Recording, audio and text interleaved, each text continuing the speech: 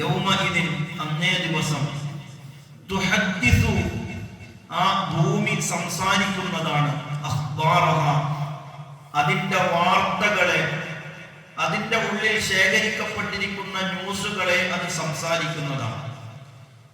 എങ്ങനെയാണത് സംസാരിക്കുന്നത്? ബി അന്ന റബ്ബക നിശ്ചയമായും അങ്ങയുടെ റബ്ബ് ഔഹാലഹ ആ ഭൂമിക്ക് അതിനുള്ള ബോധനം നൽകിയിട്ടാണ് അത് സംസാരിക്കുന്നത്. വെറുതെ സംസാരിക്കുന്നതല്ല. ഔഹാലഹ ആ ഭൂമിക്ക് അല്ലാഹു തആല ബോധനം നൽകും സംസാരിക്കാൻ. യൗമഇദിൻ അന്നേ ദിവസം യസ്ദുറുന്നാസു ജനങ്ങൾ പുറപ്പെട്ടു വരുന്നതാണ്. അഷ്താത്തൻ പല സംഘങ്ങളായി പുറപ്പെട്ടു വരുന്നതാണ്. ലിയുറൗ അഅ്മാലഹും എന്തിനാണ് അങ്ങനെ സംഘം സംഘമായി പുറപ്പെട്ടു മഹ്ശറിൽ വരുന്നത്? ലിയുറൗ അഅ്മാലഹും അവരുടെ അമലുകളെ കാണിക്കപ്പെടുന്നതിന് വേണ്ടി. പ്രധാനപ്പെട്ട ചില വാക്യങ്ങളാണ് ഈ ആയത്തുകളിലൂടെ അല്ലാഹു ഇവിടെ പറഞ്ഞിരിക്കുന്നത്. ഇന്നലെ നമ്മൾ സംസാരിച്ചു, ഭൂമി നമ്മൾ ചെയ്ത മുഴുവൻ കാര്യങ്ങളും നന്മയാകട്ടെ തിന്മയാകട്ടെ അതിന് സാക്ഷിയായിക്കൊണ്ട് സംസാരിക്കുമെന്ന് നമ്മൾ പറഞ്ഞു. എങ്ങനെയാണ് ഈ ഭൂമി സംസാരിക്കുന്നത്? ഭൂമി എങ്ങനെയാണ് നമ്മുടെ കാര്യങ്ങൾ വിളിച്ചു പറയുന്നത്?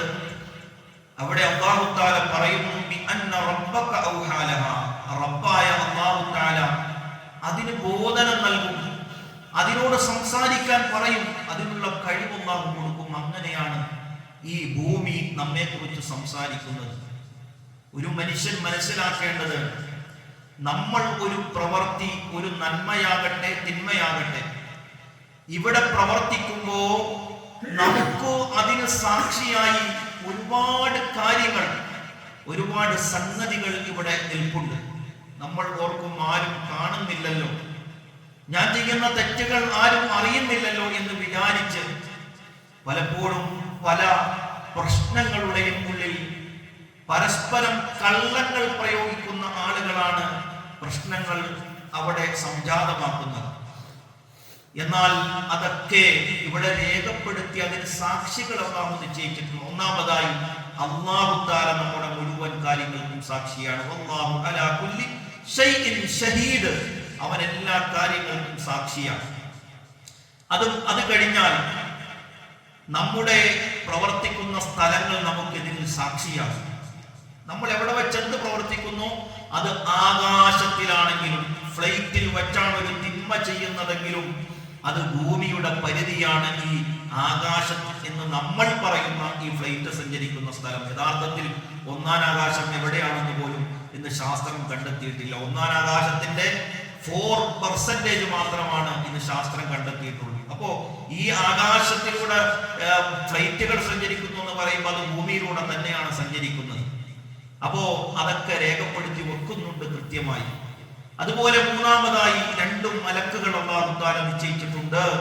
മാ യൽഫിളു മിൻ ഖൗലിൻ ഇല്ലാ ലദൈഹി റഖീബുൻ അതീദ്, അവന്റെ വലം ഇടം തൂണിലിരിക്കുന്ന 2 മലക്കുകൾ റഖീബ് അതീദ്, അവരറിയാതെ ഒരു കാര്യം സംസാരിക്കുക പോലും മനുഷ്യന്മാർ ചെയ്യുകയില്ല.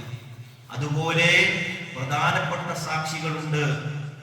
നമ്മുടെ ശരീരം തന്നെ നമുക്കിതിൽ സാക്ഷി നൽകും. അത് വളരെ വലിയ അത്ഭുതമാണ്. നമ്മൾ സാധാരണ സൂറത്ത് യാസീനിൽ പഠിച്ചിട്ടുണ്ട്, അൽ-യൗമ നഖ്തിമു അലാ അഫ്വാഹിഹിം, നാളെ പരലോകത്ത് ചെല്ലുമ്പോൾ കള്ളം പറയുന്ന നമ്മുടെ ഈ നഖ്തിമു അലാ അഫ്വാഹിഹിം, നമ്മുടെ ഈ ചുണ്ടുകൾക്ക് അല്ലാഹു സീൽ വെക്കും. നമ്മളെ നാവും ചുണ്ടും കൊണ്ടാണല്ലോ നമ്മൾ കള്ളം പറയുന്നത്. അത് അല്ലാഹു സീൽ വെക്കും. നഖ്തിമു ഖിതാമു സീൽ വെക്കും അല്ലാഹു തആല. എന്നിട്ടോ തുകല്ലിമുനാ അലാ ഐദിഹിം, നമുക്കെതിരിൽ നമ്മുടെ കൈകൾ സംസാരിക്കും. വതശ്ഹദു അർജുലുഹും, കാലുകൾ സാക്ഷിയാകും. ഇപ്പൊ നമ്മൾ ആ സൂറത്ത് യാസീനിൽ പഠിക്കുന്നത് കാലുകൾ സാക്ഷി നിൽക്കുമെന്നാണ്. എന്നാൽ നമ്മുടെ ശരീരം മുഴുവൻ സാക്ഷി നിൽക്കും. സൂറത്തുൽ ഫുസ്സിലത്തിൽ അല്ലാഹു തആല പറയുന്നു, നമ്മുടെ തൊലികൾ പോലും നമുക്കെതിരിൽ സാക്ഷി നിൽക്കും. അത് വളരെ വലിയ അത്ഭുതമാണ്. നമ്മുടെ തൊലി എന്നുള്ളത് അത് നമുക്കെതിരിൽ സാക്ഷി പറഞ്ഞാൽ ആ തൊലിയോടുകൂടിയാണ് നമ്മൾ നരകത്തിൽ പോയി കിടക്കുന്നത്. ആ തൊലിക്ക് സഹിതം നരകത്തിലെ ശിക്ഷ നൽകും. തീയിൽ കരിഞ്ഞിട്ട് തൊലി പൊളിഞ്ഞു പോകുമ്പോ പുതിയ തൊലി അല്ലാഹു തആല നൽകുമെന്ന്. അപ്പോൾ ഈ തൊലിയോട് കൂടിയാണ് നമ്മൾ നരകത്തിലേക്ക് പോകുന്നത്. അപ്പോ ഈ തൊലി പോലും നമുക്കിതിൽ സാക്ഷി നൽകും. അത് വളരെ വലിയ അത്ഭുതമാണ്. ആഖിറത്തിൽ ചോദിക്കുമെന്നാണ് ഈ തൊലി സാക്ഷി നൽകുമ്പോൾ എന്തിനാണ് നിങ്ങൾ എനിക്കെതിരായി സാക്ഷി നിന്നത് എന്ന് ആഖിറത്തിൽ ചോദിക്കുമെന്നാണ്. നമ്മൾ സൂറത്തുൽ ഫുസ്സിലത്ത് അല്ലാഹു പറഞ്ഞു, യൗമ യുഹ്ശറു അഅദാഉല്ലാഹി ഇലന്നാസി വഹും യൂസഊൻ. അല്ലാഹുവിനോട് തിന്മ ചെയ്ത ശത്രുക്കളെ അല്ലാഹു നരകത്തിലേക്ക് ഇങ്ങനെ സംഘമായി തെളിച്ചു കൊണ്ടുവരും.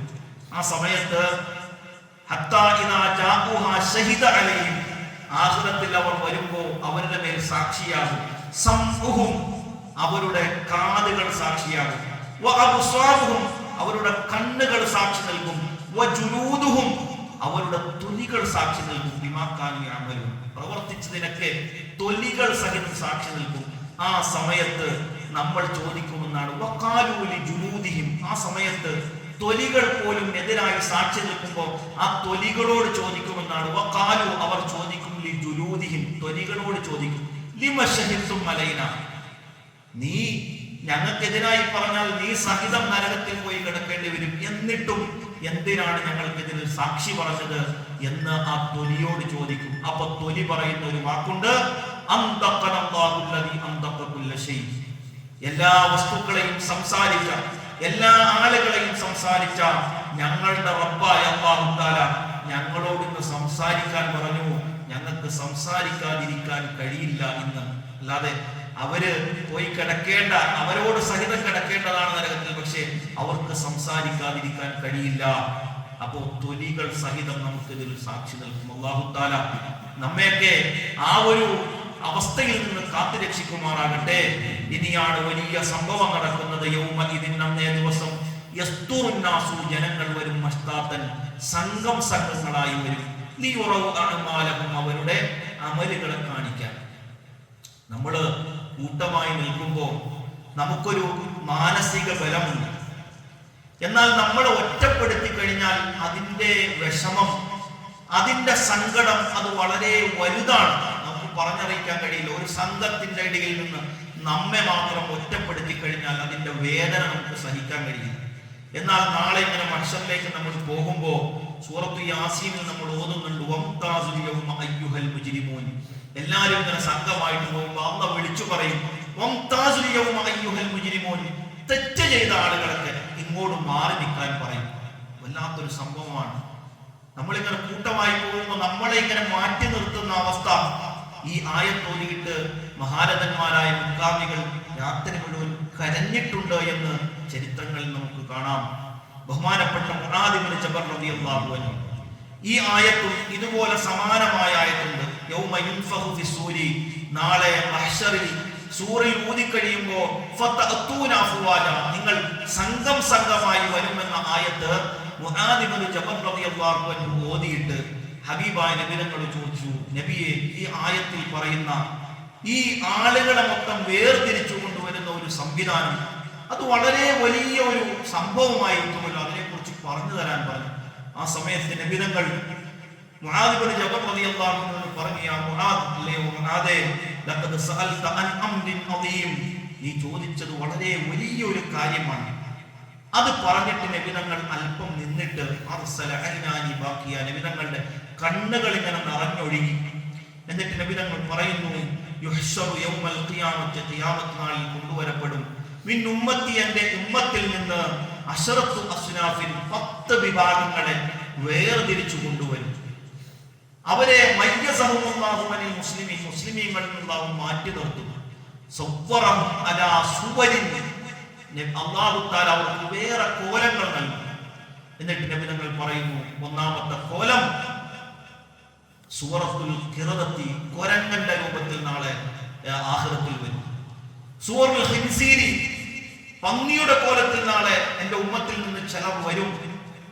വഅമ്മല്ലദീന മൻകൂസു അലാ റൂസിഹിം, തലകൾ കുത്തി കാലുകൾ മുകളിലോട്ടായി ചില ആളുകൾ വരും. അങ്ങനെ 10 വിഭാഗം ആളുകളും അവർ ചെയ്ത തെറ്റുകളും മുആദ് ഇബ്നു ജബൽ റളിയല്ലാഹു അൻഹു ഹബീബായ നബി തങ്ങൾ വിവരിച്ചു കൊടുത്തു. ഇൻഷാ അല്ലാഹ് ഇത് അടുത്ത ക്ലാസ്സിൽ നമുക്ക് ചർച്ച ചെയ്യാം. അല്ലാഹു തആല കാര്യങ്ങൾ മനസ്സിലാക്കി അമൽ ചെയ്യാൻ തൗഫീഖ് നൽകുമാറാകട്ടെ.